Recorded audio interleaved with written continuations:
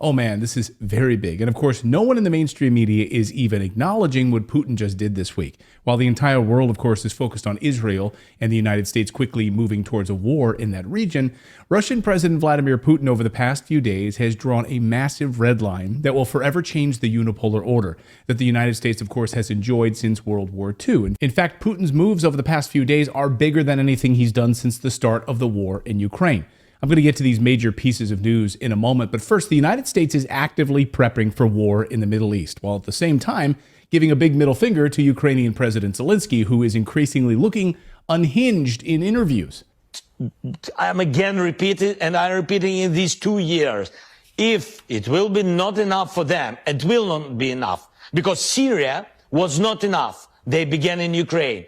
After Ukraine, in the Middle East, they will continue their plan. What the hell does that even mean? I'm sorry, I don't use cocaine, so someone is going to have to translate it for me. The U.S. Pentagon just admitted that the funding for Ukraine is almost gone, drying up. Oh man. In other words, it's taking funding away from Ukraine and instead sending it to Israel. Oh shit, how does it feel to be kicked to the curb like a Kardashian? There's issues that I have. Gone are the billion-dollar payments to Ukraine. In fact, the Pentagon was just about to send $400 million, but instead whittled it down to $125 million and said it's now drying up. And news reports over the past week show that Western leaders are getting sick of Zelensky. So all of those Ukrainian politicians that got so rich off of American taxpayers and bought million-dollar homes in Spain, Italy, and Switzerland, Portugal, and Monaco will have their money cut off soon. Or the Ukrainian politician who just threw his 16-year-old daughter a Sweet 16 party and then literally threw money at her before driving off in a nice Mercedes. Wonder where all that money came from that you can just throw it up into the air. So now would be a good time to talk about peace, wouldn't you think? The United States this week then shocked the world and basically admitted that there's no way that Ukraine wins this war. It's over, and it's pushing Ukraine towards peace talks. But Zelensky is not interested in peace talks. He wants every Ukrainian man to die, of course. He asked this week to change the military recruiting standards once again, and he officially canceled the Ukrainian elections. Yes. So desperate people do desperate things. Meanwhile, Putin, really stunning moves that caught the West totally off guard and really show that the United States-led global world order is fracturing before our eyes. So first, Putin signed a new law that removes Russia from the nuclear test ban treaty. This is basically a threat of nuclear use without having to actually threaten nuclear use. Putin's approval of the de-ratification law was posted then on a government website, which said the decision took immediate effect. Yeah, didn't the Western media last week say that Putin was dead? Russia's President Vladimir Putin has suffered a suspected cardiac arrest. The Russian leader was found by guards on the floor of the bedroom rolling his eyes. Okay, Russia's parliament has already approved this step. So this means Russia could literally test nuclear weapons, something it hasn't done since 1990. And just a few days before this, as if to sort of underline the point, Russia saying, hey, we are a nuclear power that just destroyed NATO forces in Ukraine. Every country threw all of their weapons at us, and they are sitting there on fire right now. They even rolled out a brand new military recruiting ad this week showing soldiers peeing on NATO vehicles. А говорили, натовская не горит. Горит. Горит так, что хер потушишь. And then in China, meeting with Xi Jinping, Putin was flanked by soldiers carrying the nuclear codes briefcases, a show of solidarity with China for their Belt and Road Initiative, a massive expansion of trade throughout the Middle East and Asia. And then second, Russia gives a big middle finger to the United Nations, which is a United States-run organization, a proxy for the Biden administration. Russia defied the UN last week when it said it was basically going to start helping Iran build missiles. Oh, wow. The United States loves that. The U.S. wants to go to war with Iran, and the U.S. Congress just gave Biden the power to go to war with Iran. Are introducing a bipartisan sense of the Senate resolution tomorrow about Iran. Senator Graham, what will it say? Well, it basically says if the war expands, if Hezbollah opens up a second front in the north against Israel in a substantial way to overwhelm Iron Dome, then we should hit the Islamic Republic of Iran. All of this is adding up. So Russia said, quote, supplies to and from Iran, products falling under the missile technology control regime, no longer require prior approval by the United Nations Security Council. That's what the Russian Foreign Ministry said in a statement on Tuesday. So this is basically a Pentagon wet dream. Russia going to help Iran build missiles? What more excuse do you need to start a war in the Middle East? And then Israeli soldiers planting Israeli flags in Gaza, saying we are taking back this land for Israel, land that is rightfully ours. Iran said, not so fast. This means we are heading to a broader war. Great. So war in the Middle East is coming. But that wasn't even the biggest story of the week. No, it's even bigger than all of that, bigger than the nuclear brinksmanship. Russia struck a deal with Dubai to essentially control the Arctic shipping routes. Now, you'll recall a few months ago, I did a deep dive here on the show how vitally important the new Arctic shipping lanes are, a massive Middle East and Russian alliance. The U.S. has utterly failed to do anything in the Arctic Circle.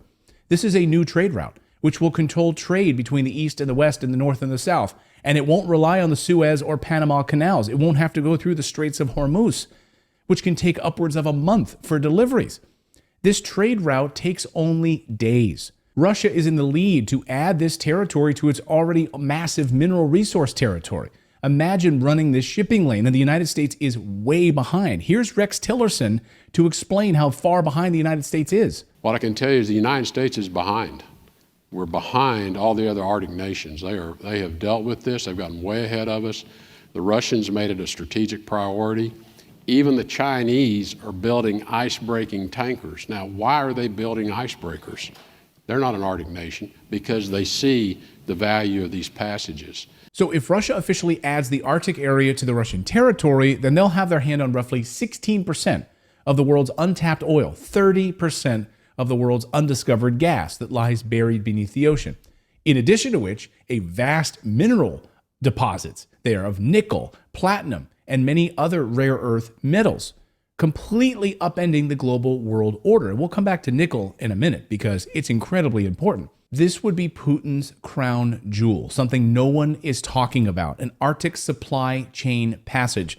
Some smart people like Rex Tillerson understand that, but people are ignoring this. And it completely separates Russia from the West, a unipolar delight. Now, if Russia controls the fastest supply chain trade route in the world, everything changes. So that's the news update part of today's video. Now I want you to pay attention to today's sponsor, which is tied directly to Putin's moves around nickel that we just mentioned and the Arctic Circle this week. This is pretty stunning news, what I'm about to show you. The company is called Alaska Energy Metals. Here's their stock ticker on your screen. And this is the first and only nickel company that I've ever featured here on the show, and for good reason. I have a specific criteria that I look at before investing, and none of them have even come close to this company. This checks all of the boxes. Now, I love nickel as a commodity, and I've never found a US-based nickel company that I like until now. This one checks, again, all of the boxes that I look for. And I'm really excited to bring this to you. This is amazing. So here is their stock ticker on your screen. Take a look at this. Let me explain why I'm so bullish on this company. But first, we need to understand that nickel was a pretty boring commodity, I think you would admit, until Elon Musk made it one of the most important commodities in the world basically overnight. Besides just being a 5-cent coin in the United States, nickel was really only used in nickel plating in bathrooms and faucets and things like that. I had nickel doorknobs. And when I renovated a house, my first home, I put it in before I sold the house. I put in nickel-plated finishes and stuff. Again, boring, right? No one cares about nickel. Then Elon Musk comes along and starts using lithium-ion batteries in Tesla. And he gives a speech where he says that lithium-ion batteries are poorly named, that they shouldn't even be called lithium batteries at all. They should be called nickel batteries because there is 5 times more nickel in these batteries than lithium. And nickel is incredibly rare. It's hard to find. There is 29 kilograms of nickel versus only 5 kilograms of lithium in one of these lithium-ion batteries. So, whoops, Elon Musk just let the cat out of the bag. And then investors started scrambling, looking more closely at where do we get our nickel. And holy shit, they realized that the United States imports 100% of our nickel. Yes, you heard me right, 100%. We don't produce anything. There were 0 active mines in the U.S., none. And the Biden administration just put enormous money and effort behind moving to an all-electric fleet of vehicles and getting rid of combustion engines in the United States. The reliance on lithium batteries and nickel is tremendous, and yet the United States doesn't produce any? Holy smokes. So my friends, that's where this company comes in. Alaska Energy Metals is the most insane story because right now they have discovered nickel at their location in Alaska at their project, and they are actively drilling. And as you know, I like to bring you these companies before they announce drilling results. Now, just so you understand, the three biggest nickel spots in the world: Indonesia, the Philippines. And why do you think the U.S. has 4 military bases in the Philippines, by the way? But the biggest and the best spot in the world for nickel is, you guessed it, Russia. Norilsk, Siberia. In fact, it's a massive area. You think Putin is going to sell to America? No, he's not. And they just announced more sanctions against Russia this week around minerals, diamonds, and other precious metals. So do you think there's going to be a chance that Putin is going to be selling any minerals to the United States? No, he's not. He's going to be using it for his own manufacturing. It's game over. You see how big this is? The Biden administration is quickly moving the United States to an all-electric fleet of cars. And again, the U.S. imports 100% of its nickel. That is not a sustainable business model. Just as we've covered lithium in the United States with one lithium mine. Again, these minerals are vital to the United States economy, and we need to ramp up production. So the reason I'm investing huge into Alaska Energy Metals is because they have already drilled and they've found nickel on their project location in Alaska. And get this, the nickel they found has the same quality as the nickel found in Russia. Right, a high quality nickel, better than Indonesia and better than the Philippines. So in other words, the United States now has a similar nickel project to what Putin has. This is a huge deal. Remember, this is a small company with a market cap of only $22 million. They have no debt, and they have cash to continue drilling right now. But this might be the best part of the story. So their project sits right here in this purple, right next to this purple area here on your screen. This area in purple is owned by a competitor called Cobalt. The investors in this company are Richard Branson, Jeff Bezos, Bill Gates, Ray Dalio, Michael Bloomberg, just to name a few. There's more big names involved in this project. It's a private company. You can't invest in it unless you have 8 figures. And they believe this area right here is the biggest and most strategic place to find nickel deposits in the world. And guess what? Alaska Energy Metals, the small company I'm telling you about, is sitting right there, right next to that land, meaning that this company would be a major acquisition target and a buyout target for Cobalt. Swoop in and buy it up. So what do you think would happen if Alaska Energy Metals announces fantastic drilling results right in Cobalt's backyard? Yes, they could be bought out. I'm not saying it's going to happen, but if I'm Cobalt and this little guy right next door just discovers all this nickel, that's an acquisition target. Just so you understand, their drill hole discovery is currently classified as a resource. Their next plan is to up this to a deposit site, okay? Meaning all these black spots that you're seeing here on your screen, these are drill holes on the map. All right, we're standing on the Eureka zone of mineralization right now. You can see our drill in the background is drilling a hole at about a 60-degree angle down into the rock.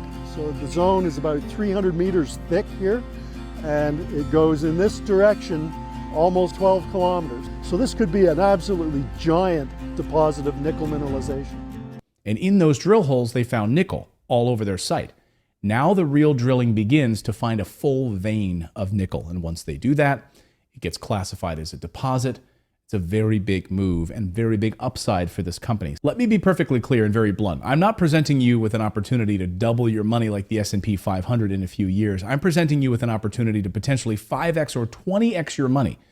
Because if their business plan pans out, it could deliver 500% to 2,000% returns in 12 to 24 months based on peer comparisons. Again, the company is actively working on defining the resource, which means that the biggest single catalyst for shareholder value creation is imminent, and then converting that resource to a deposit and then to exit, sell the company, a massive premium. Right now, their stock is trading at just 39 cents US right now. It's up 35% so far this year. It's really cheap just to buy a few shares. Again, I'm bringing this to you so you can go out there and do your own due diligence on it before they announce drilling results. I'm going to have links to Alaska's website and their latest drilling projects in the description so you can dive in more deeply into this. If you want to make some money investing in American companies, this is the company to check out. And we'll see you next time.